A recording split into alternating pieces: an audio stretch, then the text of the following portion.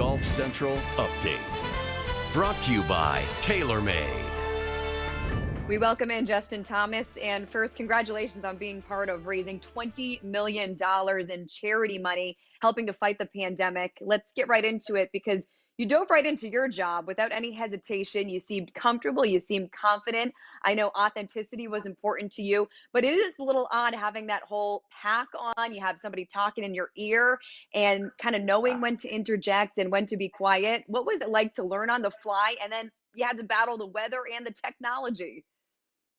It was very, very difficult. I will say though, it sure beat playing golf in that weather. That would have been miserable. It was, at least I had a cart that I could stay in and go under the trees if I wanted to. But it just was, to me, was unbelievable. Yeah, like you said, just the amount of voices. And I mean, if I wouldn't have had that rehearsal day on Saturday, I would have been in trouble. And I'm glad that Jeff, the producer, I've gotten to.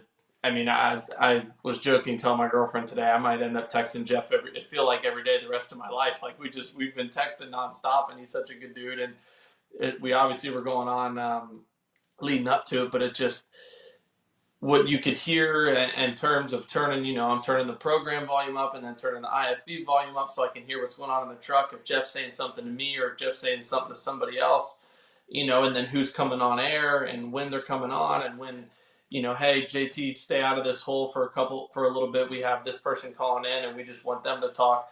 Chuck and BA, you talk to him. All right, we're back in.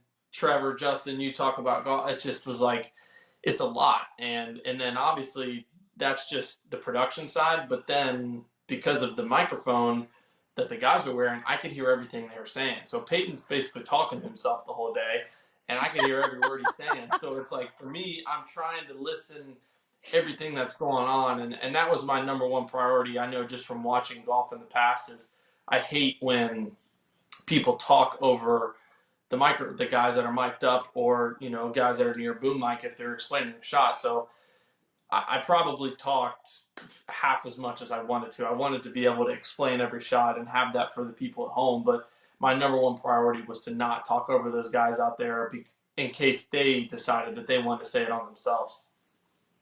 Like you said, there was a million things going on at once, but you executed better than all of us expected you to. So really good job with that. And it was our first time seeing Tiger Woods in competition since February. That was at Genesis, of course. You see him plenty. You practice with him. How does his game compare right now to what we've seen in the past?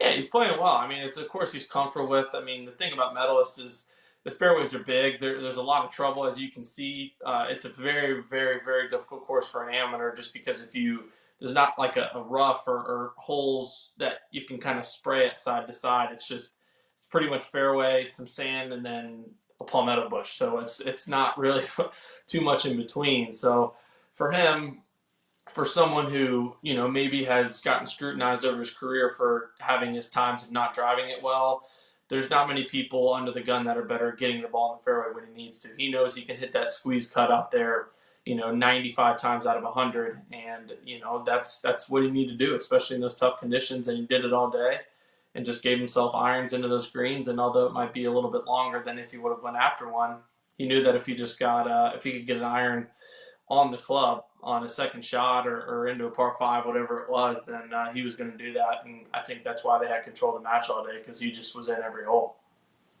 Yeah, it was a good problem. And the only thing that was really disappointing from his game was that missed putt with a 4-iron. So I guess we have to forgive him for that.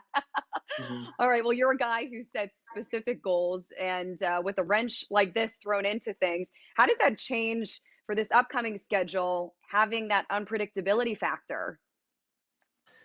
Yeah, honestly, I haven't really thought of that until right now. So maybe I need to go back and redo those, because I would think a lot of them or some of them won't be capable of achieving if we don't have all the events. But I mean, the end of the day, my goals that have been set, it's not like I know that if I've achieved them, if I play well the rest of the year, or if I do what I feel like I can do. So it might be something. It might be kind of one of the. I mean, it's going to be a weird year for everybody and everything else in terms of looking at accomplishments and stats down the road. But at the end of the year, when I go through, if there's some that I feel like I maybe achieved, but I wasn't able to achieve specifically because of the events getting cut down, then I might cheat and give myself a check mark on them. Right, a little hall pass on that. What are you most curious about as a player when it comes to how things are going to operate in Fort Worth and beyond when the tour schedule resumes? I'm not.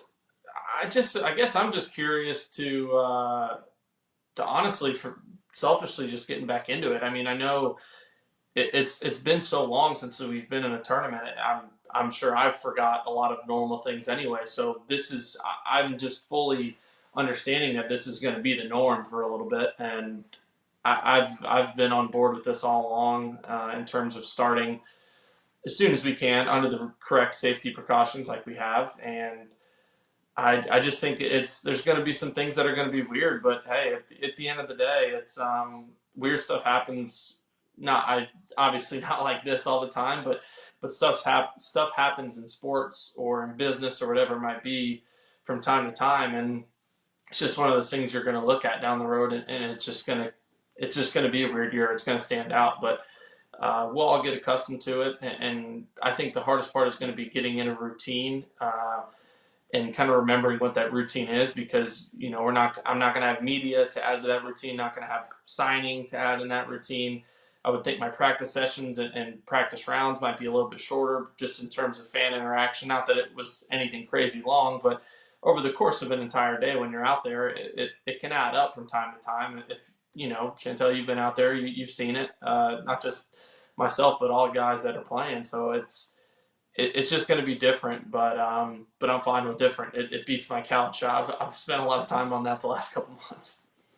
All right. Well, as you may or may not know, Rory McIlroy was quoted as saying most players prefer to push the upcoming Ryder Cup back a year so that it can be played with fans. What are your thoughts about the potential of a Ryder Cup without fans this year? I don't like it. I don't. I truly just don't think that that's a possibility. I Everybody involved. I mean, obviously the PGA and all the players want the Ryder Cup to happen, but they also understand that the fans make that event, I would think. And I personally don't see it. I have heard no rumors of it actually going to happen with no fans. I mean, after the first month or so, hearing all the different rumors that were just coming out about the PGA Tour, and then being on the pack and knowing what's going on a little bit on the inside, it's pretty comical and laughable, just some of the stuff that people are coming up with and spreading without actually knowing what's true. So I've just kind of tried to take anything I hear that isn't from somebody specifically on the tour staff, just kind of push it to the side until I hear from them. But I just, I can't fathom it. But at the end of the day, I'm not on the team at the moment, so I need to make sure I'm on the team, whether it's this year or next year or the year after or whatever it is. But I'll be happy and excited for if and when. Yeah, that will go on the list of at least short-term goals, I'm sure. Well, hey, a job really well done over the weekend. It was very valuable insight from you, and looking forward to seeing you back playing in action. Thanks for the time. Absolutely. Thanks for having me. And with that, PGA Tour golf is on the way. Justin Thomas officially joining the field with Dustin Johnson, Rory McIlroy, Brooks Koepka, and the PGA Tour when they're back on the tee in Texas at the Charles Schwab Challenge. Coverage begins Thursday, June 11th on Golf.